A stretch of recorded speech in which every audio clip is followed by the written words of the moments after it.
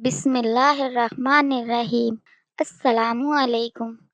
کہانی پوائنٹ میں آپ لوگوں کو تہہ دل سے استقبال۔ قاسم گاؤں گیا تو ہر بار کی طرح ماموں اور مومانی نے اس کا شاندار استقبال کیا۔ آخر وہ ان کا ہونے والا داماد تھا۔ اسے دیکھ کر اگر کوئی نہ خوش ہوا تو وہ ردا تھی، جو خود کو دوسرے سیارے کی مخلوق سمجھتی تھی۔ وہ اپنے خیالوں میں جس شہزادے کا تصور کرتی تھی، قاسم اس جیسا نہیں تھا۔ یہی وجہ تھی کہ وہ اسے سخت ناپسند کرتی تھی۔ قاسم اس کے لیے ڈھیر سارے تحفے لے کر آیا تھا، لیکن اسے کوئی تحفہ پسند نہ آیا۔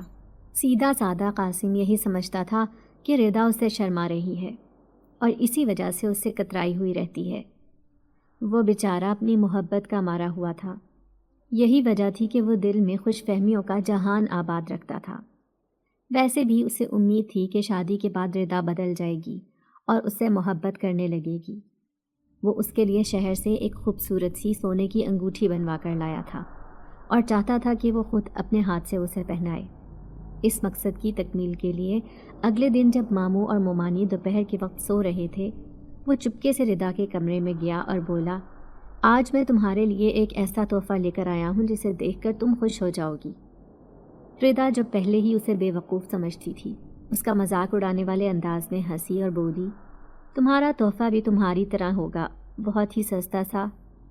قاسم اس کی طنزیہ بات کو اس کا مذاق سمجھا اور بولا، میں تمہیں یقین دلاتا ہوں کہ تحفہ تمہیں ضرور پسند آئے گا، بس ذرا اپنا ہاتھ تو دکھاؤ۔ ردا نے اس کی بات نہیں مانی کیونکہ وہ تحفہ دیکھنے پر بضد تھی۔ مجبوراً قاسم نے اپنی جیب سے مخملی ڈبیا نکالی اور اس کے اندر سے خوبصورت سی سونے کی انگوٹھی نکال کر ردا کو دکھانے لگا۔ اسے یقین تھا کہ انگوٹھی دیکھنے کے بعد ردا کا منہ حیرت سے کھلے کا کھلا رہ جائے گا، کیونکہ انگوٹھی بہت ہی خوبصورت تھی۔ مگر اس کے ارمانوں پر اوس پڑ گئی جب ردا نے تکبر بھرے انداز میں کہا، تمہیں لگتا ہے کہ میرا خوبصورت سا ہاتھ اس سستی اور چھوٹی سی انگوٹھی کے لائق ہے، تو تم اپنی یہ غلط فہمی دور کر لو۔ فرض کرو اگر میں یہ انگوٹھی پہن بھی لیتی ہوں تو میری دوستیں میرا کتنا مذاق اڑائیں گی کہ تمہارے پاس میرے لیے صرف ایک انگوٹھی باقی بچی تھی۔ ایسا نہ ہوا کہ اس کے ساتھ ایک چھوٹا سا لاکٹ سیٹ بھی بنوا کر لے آتے۔ اس کی اس فرمائش پر قاسم ہکا بکا رہ گیا اور پھر بولا، بس اتنی سی بات، تمہیں لاکٹ سیٹ بھی چاہیے؟ میں تمہارے لیے ایسی مالا تیار کروا کر لاؤں گا جو تمہاری دوستوں نے کبھی خواب میں بھی نہ دیکھی ہوگی۔ یہ سن کر وہ بولی، ہائے واقعی؟ کیا تم سچ کہہ رہے ہو؟ کیا واقعی تم اتنے بڑے دل کے مالک ہو؟ اس کے چہرے پر خوشی بھرے رنگ دیکھ کر قاسم بولا، تمہاری سوچ سے بھی بڑھ کر۔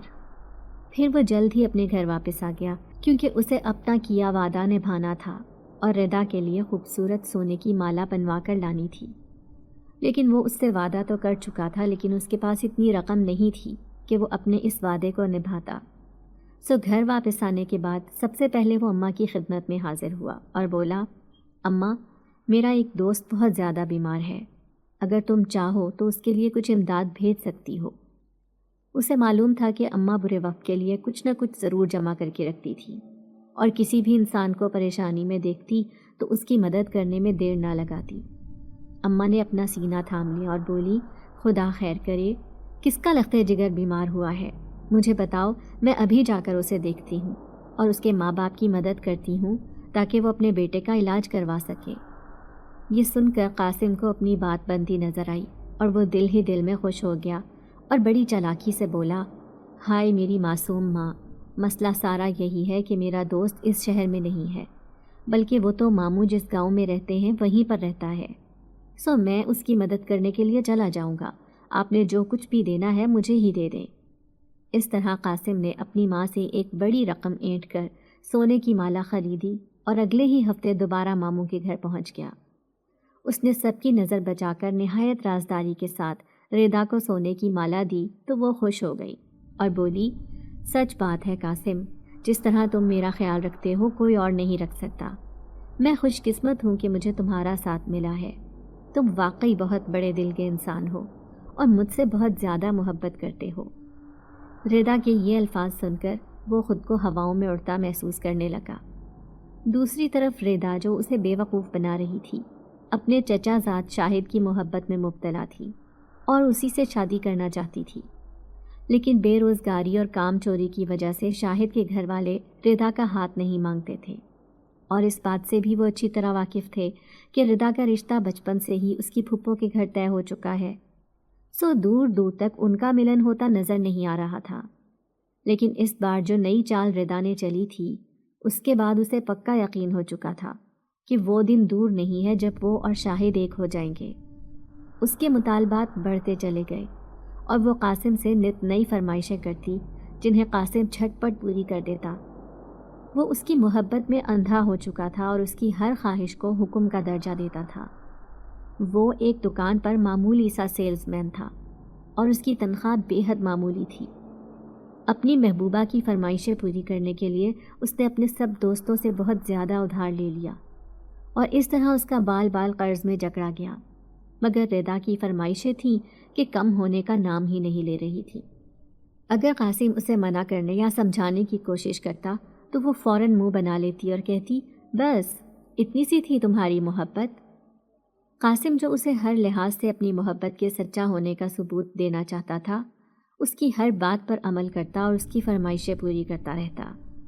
اس نے قاسم سے ڈھیر سارے زیورات لیے اور سارے زیورات شاہد کو دے دیے۔ شاہد نے اپنا کاروبار شروع کر لیا اور دن رات ترقی کرتے ہوئے سب کو حیران کر دیا۔ جب اس کا کاروبار اچھا چل پڑا تو اس نے ردا کے ماں باپ سے اس کا ہاتھ طلب کیا، تو انہوں نے فیصلہ کرنے میں دیر نہ لگائی کیونکہ وہ قاسم سے کہیں زیادہ کما رہا تھا۔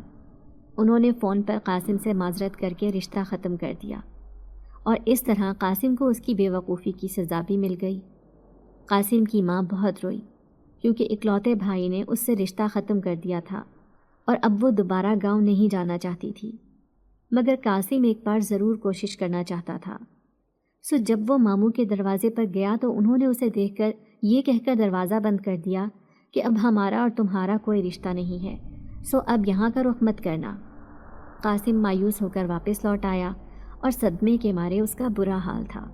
کچھ دن غم کی حالت میں گزار کر جب وہ اپنے سیٹ کی دکان پر کام کرنے کے لیے پہنچا تو یہ دیکھ کر حیران رہ گیا کہ وہاں قرض داروں کا ہجوم تھا اور ہر شخص اپنی رقم کا مطالبہ کر رہا تھا۔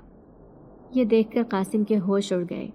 اس کا سیٹ آگے بڑھا اور قاسم کا گریبان پکڑتے ہوئے بولا، میں تجھے بہت ایماندار اور نیک سمجھتا تھا، لیکن آج ان سب کو یہاں دیکھ کر مجھے اندازہ ہو گیا ہے کہ تو بہت بے ایمان ہے، لوگوں سے قرض لیتا ہے اور واپس نہیں لوٹاتا۔ تیری اس کارکردگی سے میری دکان کی ساکھ کو بھی نقصان پہنچ سکتا ہے، اس لیے ابھی اور اسی وقت یہاں سے نکل جا، میں تجھے دوبارہ یہاں اپنی دکان کے آس پاس بھی نہ دیکھوں۔ قاسم بڑی مشکل سے قرض داروں اور سیٹ سے اپنی جان بچا کر گھر پہنچا اور گھر آ کر زور زور سے رونے لگا تو اس کی ماں نے اسے گلے لگایا اور کہنے لگی، بیٹا رشتے آسمانوں پر طے ہوتے ہیں، میں اپنے بھائی کی وجہ سے شرمندہ ہوں اور تجھ سے معافی چاہتی ہوں۔ میں تجھ سے وعدہ کرتی ہوں کہ میں تیری شادی ایک بہت ہی خوبصورت لڑکی سے کرواؤں گی۔ ردا تیرے لائق ہی نہیں تھی ورنہ تیری زندگی میں ضرور شامل ہوتی۔ تو غم نہ کر اور اپنے کام میں دل لگا۔ قاسم روتے ہوئے بولا، اماں مجھے رشتہ ٹوٹنے کا اتنا غم نہیں ہے، بلکہ اس رشتے کو نبھانے کے لیے میرا بال بال قرض میں جکڑا جا چکا ہے، میں اسی لیے پریشان ہوں۔ یہ کہہ کر اس نے ساری کہانی اپنی ماں کو کہہ سنائی تو اس کی ماں سر پکڑ کر بیٹھ گئی اور بولی، ایک معمولی لڑکی کی خاطر تو اتنا بے وقوف بن جائے گا، یہ میں نے کبھی نہیں سوچا تھا۔ وہ تجھ سے اتنا مال اور دولت لوٹ کر چلتی بنی اور تو نے مجھ سے ذکر کرنا تک مناسب نہ سمجھا۔ اماں صدمے کی کیفیت میں تھیں اور ان کا بس نہیں چل رہا تھا کہ وہ قاسم کو پیٹ ڈالیں، لیکن اس وقت قاسم کی حالت بھی بہت بری تھی۔ اسی وقت دروازے پر دستک ہوئی۔ قاسم نے اٹھ کر دروازہ کھولا تو وہاں کچھ لوگ کھڑے اپنی رقم کا مطالبہ کر رہے تھے۔ قاسم نے ان سے جلد رقم واپس دینے کا وعدہ کیا اور پھر وہ لوگ وہاں سے چلے گئے۔ اب اماں اور قاسم دونوں کی راتوں کی نیندیں اڑ چکی تھیں۔ اماں جو پہلے رشتہ ٹوٹنے کے غم میں بے حال تھیں، اب سب کچھ بھلائے قاسم کا قرضہ چکانے کے بارے میں سوچتی رہتی۔ ان کے پاس کوئی زیور بھی نہیں تھا کہ جسے بیچ کر وہ قاسم کی مدد کر سکتی۔ سو ایک ہی چارہ باقی بچا تھا کہ قرض داروں سے پیچھا چھڑانے کے لیے یہ بڑا سا مکان بیچ دیا جاتا۔ انہوں نے اس مکان کو لے کر کئی خواب دیکھ رکھے تھے، کیونکہ یہ مکان کئی سال سے یوں ہی اجاڑ سا پڑا تھا۔ ان کے پاس اتنی دولت نہیں تھی کہ مکان کو اچھے انداز میں تعمیر کرواتی، سو ہمیشہ یہی خواب سجائے رکھا کہ قاسم بڑا ہوگا تو کما کر خود ہی مکان بنوا لے گا۔ لیکن قاسم کے کارنامے نے تو ان سے یہ جگہ بھی چھین لی تھی، اور اس طرح وہ دونوں ماں بیٹا سب قرض داروں کا قرض چکا کر ایک ویران سی جگہ پر آ کر آباد ہو گئے۔ اماں نے اس چھوٹے سے جھونپڑے نما گھر میں قدم رکھا تو پھوٹ پھوٹ کر رونے لگی۔ قاسم کو بڑی شرمندگی ہوئی اور اس نے جا کر اپنی ماں کے آگے ہاتھ جوڑ دیے اور بولا، اماں، میں تم سے وعدہ کرتا ہوں کہ ایک دن تمہیں ایک خوبصورت گھر میں رکھوں گا، بس جو غلطیاں مجھ سے ہو چکی ہیں انہیں معاف کر دو۔ میں اپنی ہر غلطی کا ازالہ کروں گا اور خوب دل لگا کر محنت مزدوری کروں گا تاکہ ہمارے دن بدل جائیں اور ہم پھر سے اپنے لیے ایک گھر بنا سکیں۔ اس بار میں تم سے وعدہ کرتا ہوں کہ کسی کے جھانسے میں نہیں آؤں گا اور کبھی کسی سے کوئی تعلق نہیں رکھوں گا۔ ماں وہ ہستی ہوتی ہے جس کا کوئی نعم البدل نہیں۔ اماں دل ہی دل میں غمزدہ ضرور تھی، لیکن بیٹے کو روتے ہوئے دیکھا تو ان کا دل پگھل گیا اور انہوں نے بیٹے کو گلے لگا کر بہت سی دعائیں دیں۔ قاسم کا دل ایک دم ہلکا ہو گیا اور اس نے دل ہی دل میں خود سے وعدہ کیا کہ ایک دن اپنی ماں کے خوابوں کو سچا کر دکھاؤں گا۔ کئی دن تک قاسم کام کی تلاش میں مارا مارا پھرتا رہا، لیکن اسے کہیں کوئی کام نہ ملا تو مجبور ہو کر وہ بھٹا بیچنے لگا۔ صبح ہوتے ہی وہ اپنا سامان لے کر گھر سے نکل پڑتا اور مختلف اسکولوں اور ہسپتالوں کے باہر کھڑا ہو کر بھٹا بیچتا۔ سرد اور گرم موسم کا خیال کیے بغیر وہ محنت کرنے سے نہ کتراتا اور اپنا کام جاری رکھا۔ ہر رات جب وہ بستر پر لیٹتا تو ردا کا چہرہ اس کی آنکھوں کے سامنے گھوم جاتا۔ اسے یقین نہیں آتا تھا کہ کوئی اتنا خود غرض اور مطلب پرست ہو سکتا ہے۔ وہ بے چینی سے کروٹیں بدلتا رہتا، لیکن اس کی آنکھوں سے نیند روٹھی رہتی، سو وہ چپکے سے اپنے بستر سے نکلتا اور اپنی بانسری اٹھا کر گھر سے باہر نکل آتا۔ گھر سے کچھ دور فاصلے پر ایک خالی میدان تھا، وہ وہاں آ کر بانسری بجاتا تو اس کے دل کا درد کچھ ہلکا ہو جاتا تھا، اس کے دل کو سکون ملتا اور وہ سرور کی کیفیت میں آ جاتا۔ ایک رات وہ بانسری بجانے میں اس طرح گم تھا کہ اسے محسوس ہی نہ ہوا کہ ایک جن زادی اس کے قریب بیٹھ کر بانسری کی دھن سن رہی ہے۔ قاسم نے کچھ دیر بعد اسے اپنے قریب دیکھا تو حیران رہ گیا۔ جن زادی مسکراتے ہوئے بولی، تمہاری بانسری میں بڑا سوز چھپا ہے، کیا تم اپنی یہ بانسری مجھے دے سکتے ہو؟ میں اسے خریدنا چاہتی ہوں اور اس کی ہر قیمت ادا کرنے کے لیے تیار ہوں۔ اس کی بات سن کر قاسم مسکرایا اور بولا، جس طرح محبت کو نہ تو بیچا جا سکتا ہے اور نہ ہی پھینکا جا سکتا ہے، یہ تو بس دل کو آباد کرنے کے لیے ہوتی ہے۔ میری بانسری بھی ایسی ہی ہے۔ اس کی بات سن کر جنزادی کے چہرے پر مایوسی پھیل گئی اور وہ بولی، تم باتیں بہت خوبصورت کرتے ہو۔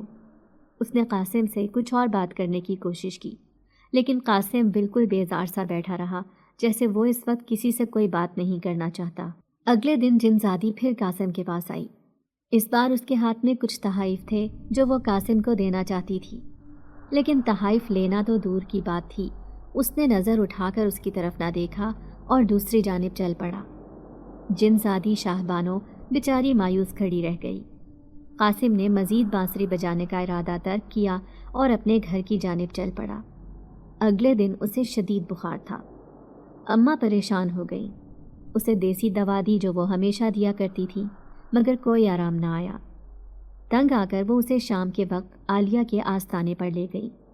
عالیہ جو روحانی علم رکھتی تھی اور ایک عرصے سے اپنا آستانہ چلا رہی تھی، جنات کے معاملات کو وہ بڑی اچھی طرح جانتی تھی۔ اس نے پہلی نظر میں ہی یہ بات بھانپ لی کہ معاملہ کسی جنزادی کا ہے۔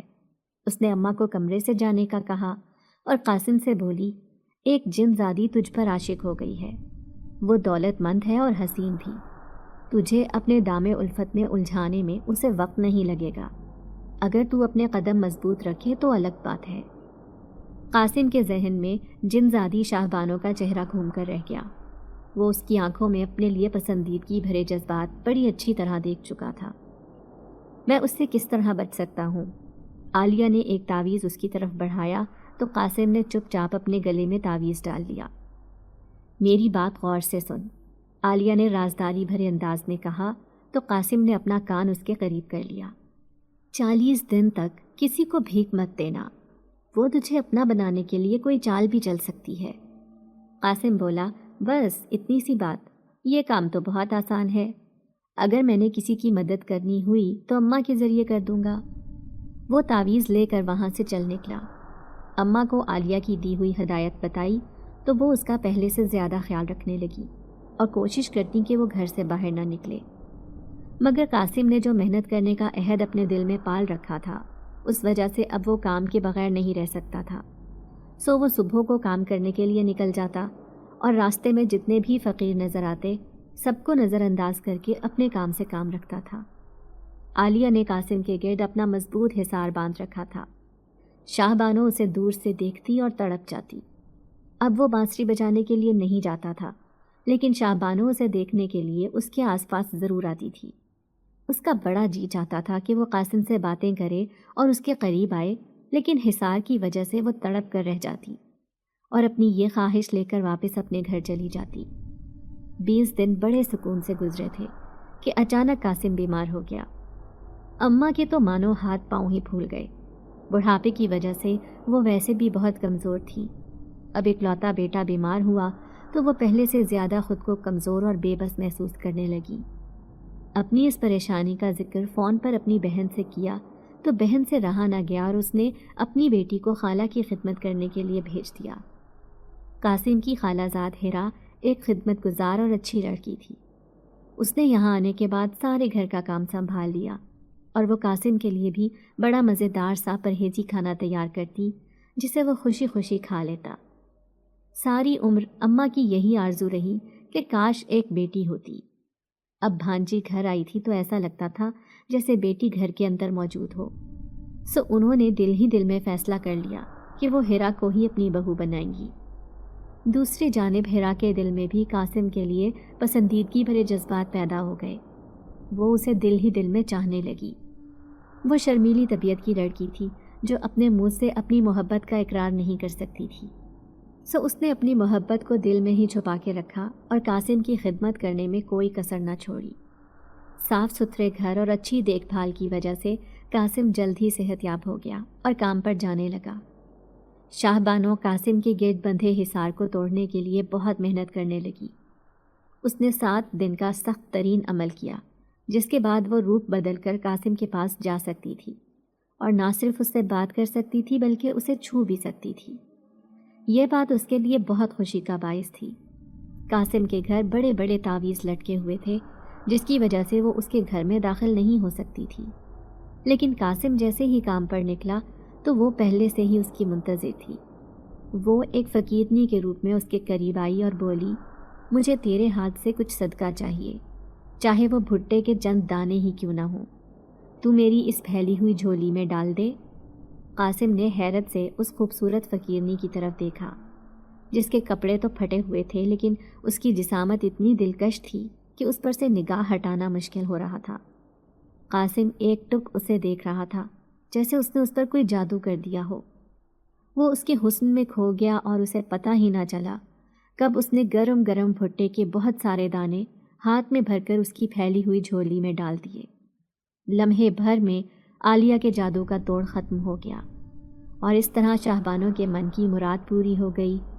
یہاں سے شاہ بانو کی محبت نے نیا موڑ لیا اور اس کا محبوب جیسے اس کی دسترس میں آ گیا۔ ہیرا کی بڑی چاہت تھی کہ قاسم اس سے اظہار محبت کرتا۔ وہ اپنی خالہ کی خواہش سے بڑی اچھی طرح واقف تھی، لیکن ہمیشہ کھوجتی ہی رہتی اور ہر بار اس کی آنکھوں میں اپنے لیے کوئی محبت یا لگن نہ پا کر مایوس ہو جاتی۔ وہ راتوں کو اٹھ کر خدا سے دعا کرتی کہ قاسم کا دل اس کی محبت سے بھر جائے، لیکن ایسا لگتا تھا جیسے ابھی اس کی دعاؤں کے قبول ہونے کا وقت بہت دور تھا۔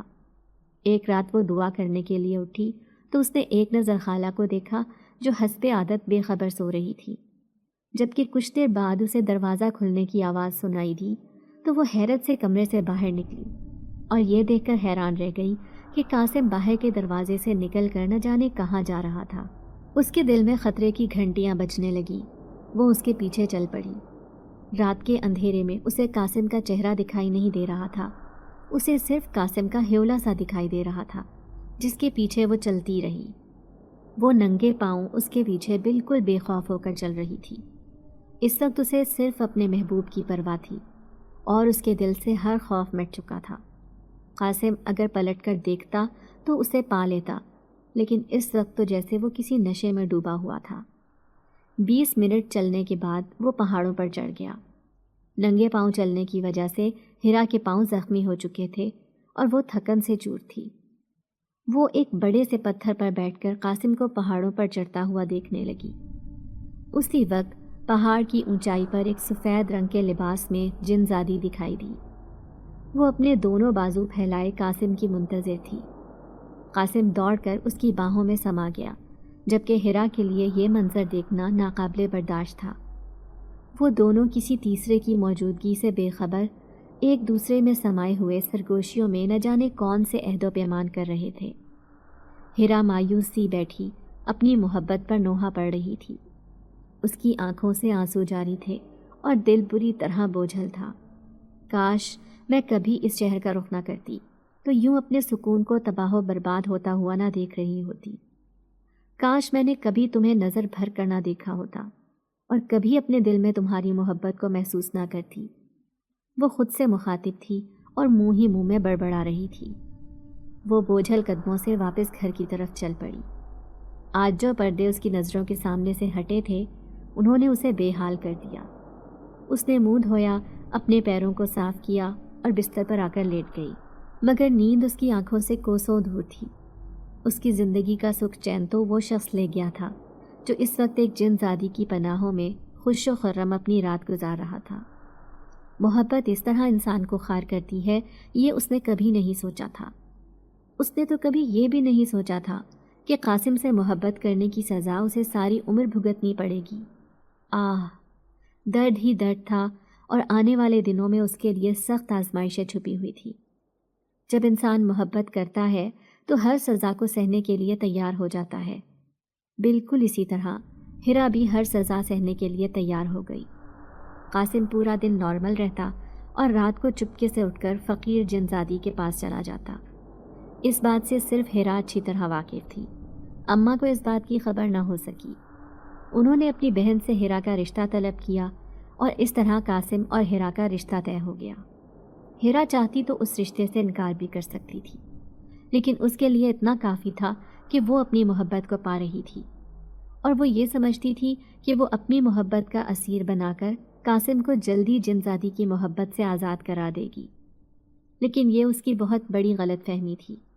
اگر محبت سے دامن بچانا اتنا ہی آسان ہوتا تو شاید وہ اب تک قاسم کی محبت سے آزاد ہو چکی ہوتی۔ جس رات وہ قاسم کی دلہن بنی اسے دیکھنے والی ہر نظر نے اس کی تعریف کی اور نارمل سی شکل و صورت والے قاسم کی قسمت پر رشک کیا جسے اتنی حسین بیوی ملی تھی۔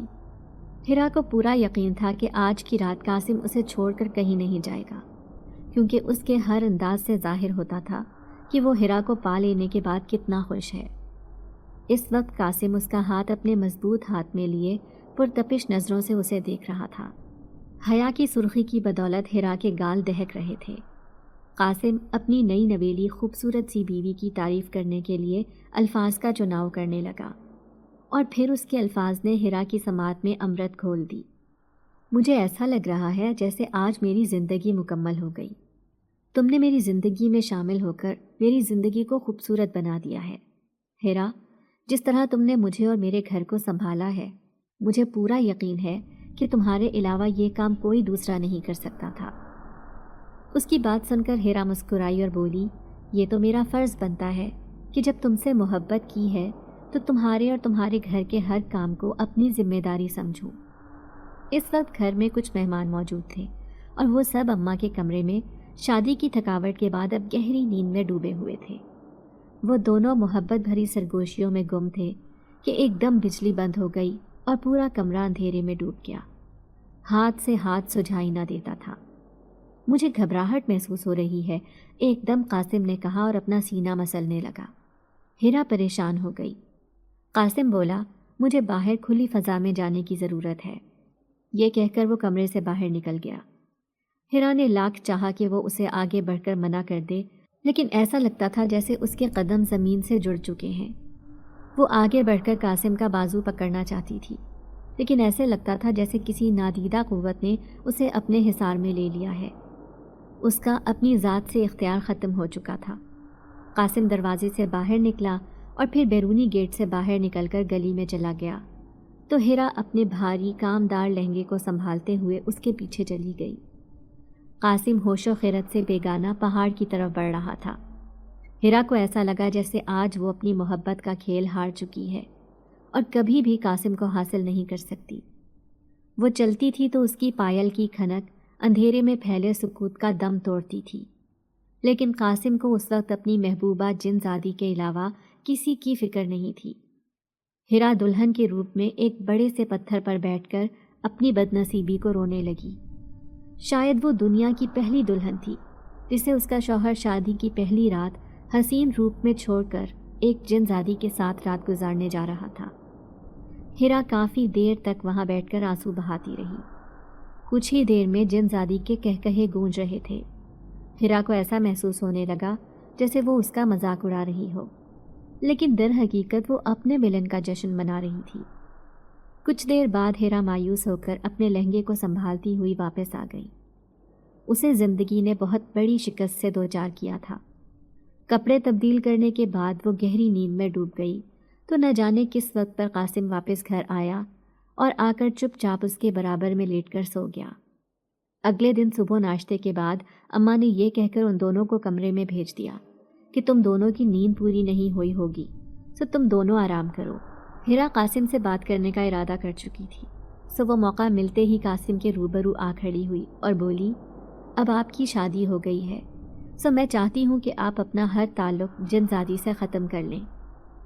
اس کی بات سن کر قاسم کے چہرے پر حیرت بھرے تاثرات اجاگر ہوئے، جیسے اسے ہیرا کی بات پر یقین نہ آ رہا ہو۔ ہیرا، تمہیں شرم آنی چاہیے، ایک عزت دار اور شریف النفس جن زادی پر بہتان باندھ رہی ہو۔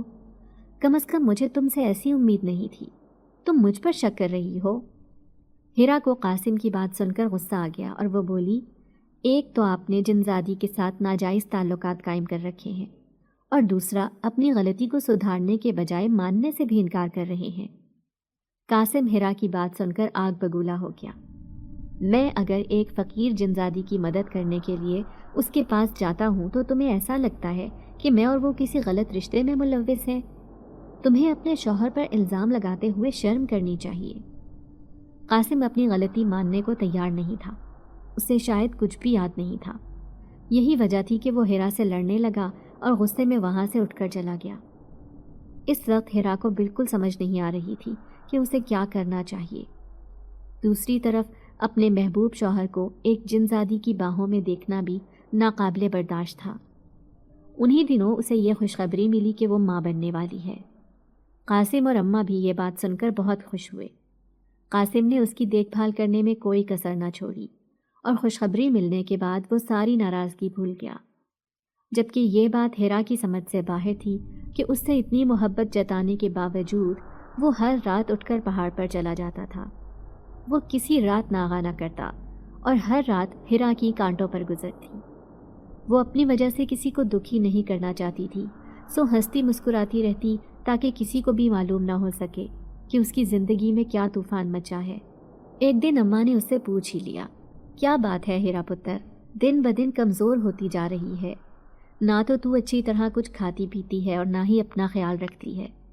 اس طرح تیری ہی نہیں بلکہ تیرے ہونے والے بچے کی صحت بھی خراب ہو جائے گی۔ اماں کی بات سن کر وہ مسکرائی اور بولی، میں بالکل ٹھیک ہوں، آپ میرے بارے میں کچھ زیادہ ہی حساس ہو رہی ہیں۔ اس نے ہنس کر انہیں ٹالنا چاہا، لیکن ایسا لگتا تھا جیسے اماں اس وقت کوئی بھی بہانہ سننے کے موڈ میں نہیں ہے۔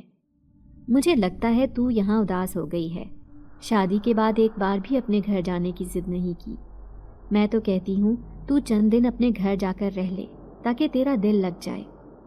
ہیرا کو اماں کی تجویز پسند آئی تھی، لیکن اگلے ہی پل اس نے سوچا کہ اس کے جانے کے بعد تو قاسم مکمل طور پر جن زادی کی محبت میں نہ ڈوب جائے، تو اس نے اماں کو فوراً منع کر دیا، نہیں خالہ، میں اپنے گھر نہیں جا سکتی کیونکہ آج کل مجھے قاسم کی طبیعت کچھ ٹھیک نہیں لگ رہی۔ میں جاؤں گی تو وہ اداس ہو جائیں گے، ویسے بھی گھر رہ کر مجھے ان کا خیال ہی آتا رہے گا۔ اماں نے پیار بھری نظر سے اپنی بہو کو دیکھا اور دل ہی دل میں سوچنے لگی، میری پیاری بھانجی مجھ پر ہی گئی ہے تبھی تو شوہر کا اتنا خیال رکھتی ہے۔ چراغ لے کر ڈھونڈتی تو بھی مجھے یقیناً ایسی بہو نہ ملتی۔ خدا کا شکر ہے جس نے یہ رونق میرے گھر میں سجا دی۔ ہیرا جن زادی سے ملاقات کرنا چاہتی تھی تاکہ وہ اسے بتا سکے کہ قاسم اس کا شوہر ہے اور اس کے علاوہ کسی کا بھی اس پر کوئی حق نہیں ہے۔ وہ کئی دن تک کوئی ایسا طریقہ تلاش کرنے لگی جس پر عمل کر کے وہ جن زادی سے ملاقات کر سکتی، لیکن رات کے وقت قاسم کی موجودگی میں وہ اسے نہیں مل سکتی تھی۔ اس بار اماں اسے چیک اپ کے لیے بڑے ہسپتال لے کر گئی تو اس نے ڈاکٹر کو نیند نہ آنے کا بہانہ بنا کر بہت ساری نیند کی دوا لے لی اور ایک رات کھانے میں ملائی تو قاسم شادی کے بعد پہلی بار بڑی گہری نیند سویا۔ ہیرا اس کے سرہانے بیٹھی رہی۔ شادی کے بعد آج پہلی رات تھی کہ وہ اٹھ کر جنزادی کے پاس نہیں گیا تھا۔ ہیرا کی خوشی کا کوئی عالم نہ تھا۔ اسے ایسا لگ رہا تھا وہ کچھ کامیاب ہونے لگی ہے۔ اسے امید نظر آنے لگی کہ جلد ہی جنزادی اس کے اور قاسم کے درمیان سے نکل جائے گی، مگر فی الحال یہ وقت عملی قدم اٹھانے کا تھا، نہ کہ خوش فہمی تلے بیٹھ کر یہ رات ضائع کرنے کا تھا۔ وہ اٹھی اور دبے قدموں چلتی ہوئی گھر سے باہر نکل گئی۔ اس کا رخ پہاڑ کی جانب تھا جہاں قاسم اور جنزادی ملاقات کیا کرتے تھے۔ جنزادی اپنے لمبے بال کھولے اور بھاری زیورات پہنے اپنے محبوب قاسم کی منتظر تھی، لیکن جیسے ہی اس نے ہیرا کو وہاں آتے دیکھا اس کی آنکھوں سے شعلے برسنے لگے اور غصے کے مارے اس نے اپنی زبان باہر نکالی تو ایسا لگتا تھا جیسے اس کی زبان سے آگ برس رہی ہے۔ اسی آگ کی تپش کی وجہ سے ہیرا اس کے قریب نہ جا سکی، لیکن تیز آواز سے بولی، اے ظالم جنزادی، تو کیوں میرا گھر تباہ کرنا چاہتی ہے؟ میرے بچے کے باپ کو مجھ سے چھین کر تجھے آخر کیا ملے گا؟ جنزادی ہیرا کے اوپر نظریں جماتے ہوئے بولی، تو میرے اور قاسم کے درمیان آنے والی کون ہوتی ہے؟ میں تجھے اس کی بیوی نہیں مانتی کیونکہ قاسم صرف میرا ہے، اور جلد ہی میں اسے یہاں سے لے کر دور چلی جاؤں گی، پھر تو اس کے بچے کو سینے سے لگا کر اپنی محبت کا جشن منانا۔ یہ کہہ کر وہ بے ہنگم انداز میں ہنسنے لگی جیسے وہ ہیرا کا مذاق اڑا رہی ہو۔ ہیرا بڑے صبر تحمل سے بولی، میں جانتی ہوں کہ تم مجھ سے زیادہ طاقتور ہو اور اپنی طاقت کے بل بوتے پر بہت کچھ کر سکتی ہو، لیکن ایک بات یاد رکھنا، عورت اس وقت تک کمزور ہوتی ہے جب تک وہ ماں نہیں بنتی۔ خدا نے ایک ماں کے دل میں بڑی طاقت رکھی ہے۔ تم چاہو تو جس حد تک بھی چلی جاؤ، لیکن میری محبت قاسم کو مجھ سے دور نہیں کر سکتی۔ بہتر ہے کہ خود ہی اپنا راستہ بدل لو۔ ہیرا یہ کہہ کر چپ چاپ اپنے گھر واپس آ گئی۔ پیچھے شاہ بانو انگارے چباتی رہ گئی۔ اس روز ہیرا نے پختہ ارادہ کر لیا تھا کہ وہ کسی بھی طرح اپنے گھر اور شوہر کو جنزادی سے بچا کر رہے گی۔ اس نے سب سے پہلے اماں سے بات کی اور انہیں ساری بات بتائی تو وہ یہ باتیں سن کر حیران رہ گئی اور بولی، اتنے مہینے سے تو یہ سب اکیلی ہی برداشت کر رہی ہے بیٹا، مجھے اپنی ماں سمجھا ہوتا تو پہلے ہی بتا دیتی۔ ہیرا خالہ کا یہ شکوہ سن کر تڑپ اٹھی اور بولی، میں آپ کو کسی بھی طرح تکلیف نہیں پہنچانا چاہتی تھی، اسی لیے سوچا کہ معاملات خود ہی نمٹا لوں گی، لیکن مجھے لگتا ہے میں ہار جاؤں گی اور جنزادی یہ جنگ جیت جائے گی۔ اس کی آنکھوں میں نمی دیکھ کر اماں کا دل کٹ کر رہ گیا۔ ارے ایسے کیسے وہ تیرے حق پر ڈاکہ ڈالے گی؟ میں سب دیکھ لوں گی۔ بہو نہیں، ہمیشہ تجھے بیٹی سمجھا ہے، اور مجھے لگتا ہے کہ شاید مجھ سے ہی غلطی ہو گئی۔ مجھے قاسم کا علاج مکمل کروانا چاہیے تھا۔ عالیہ نے جب 40 روز کا عمل بتایا تھا تو اس کے بعد مجھے ایسے لگا جیسے قاسم مکمل طور پر ٹھیک ہو چکا ہے اور اب اس کی زندگی میں جنزادی کا کوئی عمل دخل نہیں ہے، سو میں دوبارہ عالیہ کے پاس نہیں گئی، لیکن آج ہی میں اس کے پاس جاؤں گی اور جنزادی سے پیچھا چھڑانے کا کوئی عمل پوچھ کر آؤں گی۔ اماں نے چادر اوڑھی اور اسی وقت گھر سے باہر نکل گئی۔ ہیرا دروازہ بند کرنے کے لیے اٹھنا چاہتی تھی، لیکن ان دنوں میں اس سے اٹھنا بیٹھنا مشکل ہو رہا تھا، سو وہ ابھی ارادہ ہی کر رہی تھی کہ ایک کالی بلی کھلے ہوئے دروازے سے گھر کے اندر داخل ہو گئی۔ اس کی آنکھوں کی غیر معمولی چمک دیکھ کر ہیرا کو اچھی طرح اندازہ ہو گیا کہ اس کا تعلق جنات سے ہے۔ ہیرا اس کے اوپر پانی ڈال کر اسے بھگانے کی کوشش کرنے لگی، لیکن جیسے ہی پانی اس کے قریب جاتا اسے چھوئے بغیر غائب ہو جاتا۔ ایسا لگتا تھا جیسے پانی ہوا میں ہی تحلیل ہو رہا ہے۔ خوف کے مارے ہیرا کے رونگٹے کھڑے ہو گئے۔ کافی دیر تک یہی کھیل جاری رہا۔ وہ بلی کو بھگانے کی کوشش کرتی، لیکن بلی پر تو جیسے کوئی اثر ہی نہیں ہو رہا تھا۔ یا ایسا لگتا تھا جیسے بلی ہیرا کو دیکھ ہی نہیں رہی اور وہ پورے گھر میں لگے تعویذوں کو نگلتی رہی۔ ہیرا کا سر بری طرح چکرا رہا تھا اور وہ بلی کو چھوڑ کر خود کو سنبھالنے کی کوشش کرنے لگی۔ اسے سفید کپڑوں میں کوئی گھر کے اندر آتا محسوس ہو رہا تھا۔ سب کچھ اتنا دھندلا تھا کہ وہ چہرہ نہ پہچان سکی۔ وہ ہوش و خرد سے بیگانہ ہو کر ہوا میں لہرا گئی اور قریب تھا کہ زمین پر آ گرتی کہ دو مہربان ہاتھوں نے اسے تھام لیا۔ ہیرا کی آنکھ کھولی تو وہ ہسپتال میں بیڈ پر لیٹی تھی۔ اس کے آس پاس عجیب و غریب چہروں اور سفید لباس پہنے لوگ گھوم رہے تھے۔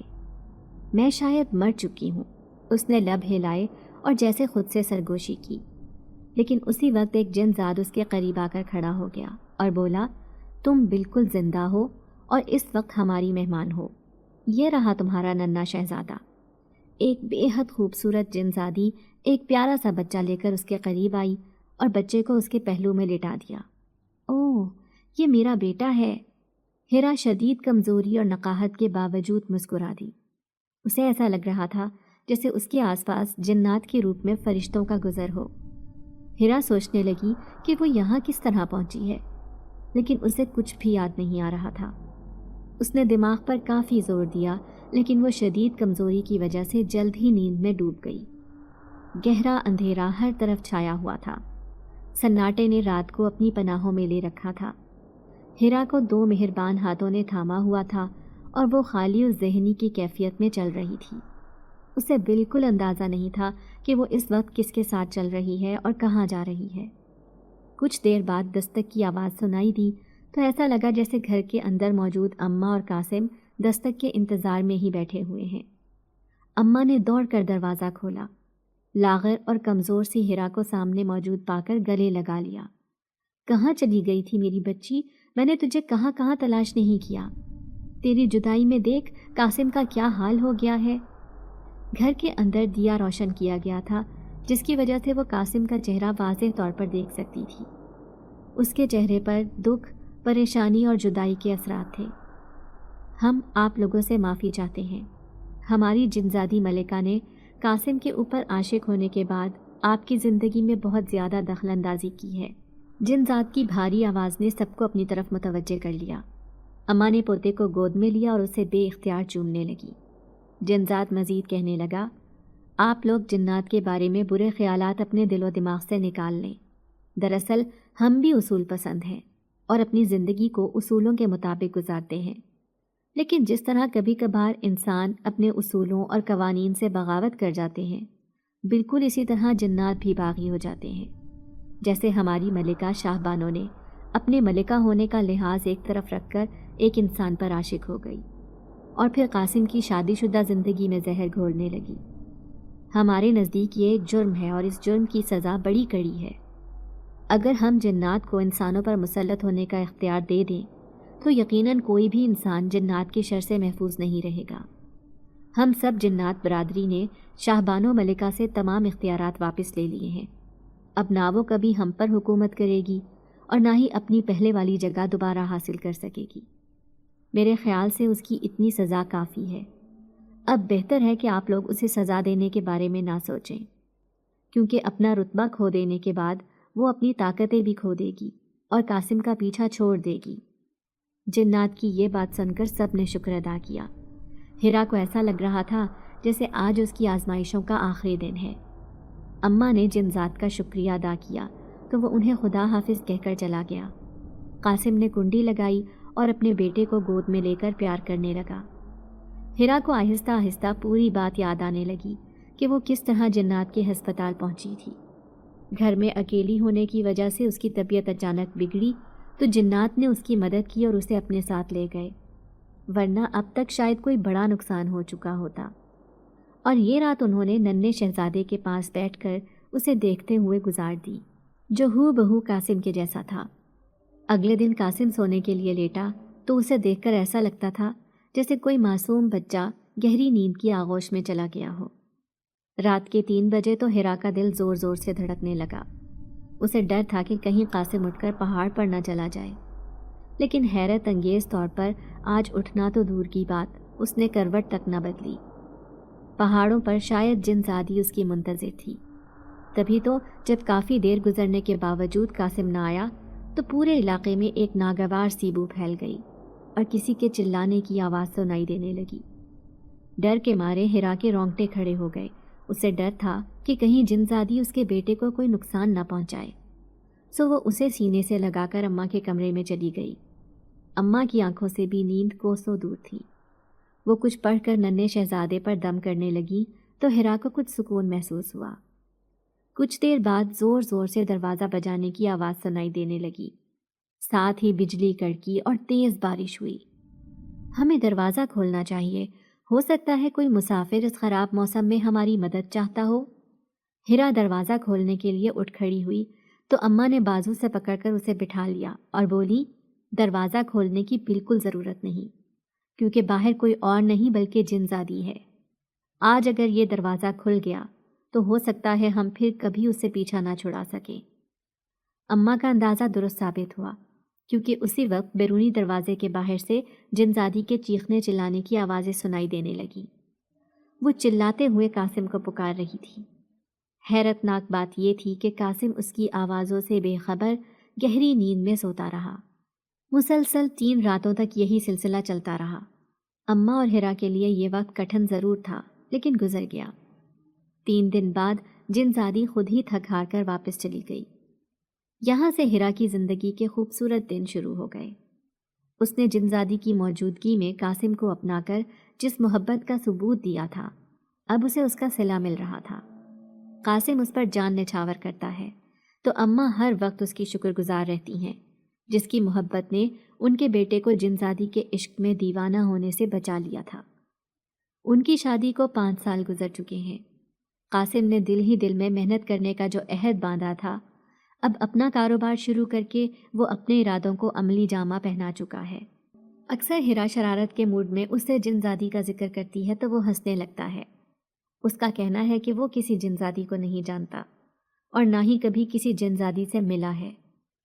اس کے دل سے شاہ بانوں کی ہر یاد مٹ چکی ہے۔ وہ ہیرا کے ساتھ اپنی زندگی میں خوش اور مطمئن ہے، لیکن آج بھی جب چاندنی راتوں میں کسی مسافر کا پہاڑ سے گزر ہوتا ہے تو اسے جنزادی کے چلانے کی آواز سنائی دیتی ہے۔ سنا ہے وہ اب بھی قاسم کو پکارتی ہے اور اس کی محبت میں پورے چاند کی رات میں بانسری بجاتی ہے اور گانا گاتی ہے۔ پورا گاؤں اس کی آواز سنتا ہے، لیکن حیرت کی بات تو یہ ہے کہ جس رات اس کی آواز گاؤں میں لوگوں کو سنائی دیتی ہے، اس رات قاسم کو بڑی گہری نیند آتی ہے، جیسے اسے کوئی لوری سنا رہا ہو۔ ہیرا اس بات سے مطمئن ہے کہ اب اس کی محبت میں کوئی حصے دار نہیں، کیونکہ انسان ہر چیز کا بٹوارا برداشت کر سکتا ہے، لیکن اگر کوئی محبت میں حصے دار ہو تو یہ محبت زندگی کا ایک تلخ سبق بن جاتی ہے، اور زندگی کی انہی تلخیوں کو سہ کر آج ہیرا اور قاسم بہت خوشباش زندگی گزار رہے ہیں۔ امید کرتے ہیں کہ آپ لوگوں کو آج کی ویڈیو پسند آئی ہوگی۔ ویڈیو کو لائک کریں اور روزانہ ایک ایسی ویڈیو سننے کے لیے ہمارے چینل کو سبسکرائب کریں۔ ملتے ہیں اگلی ویڈیو میں۔ اللہ حافظ۔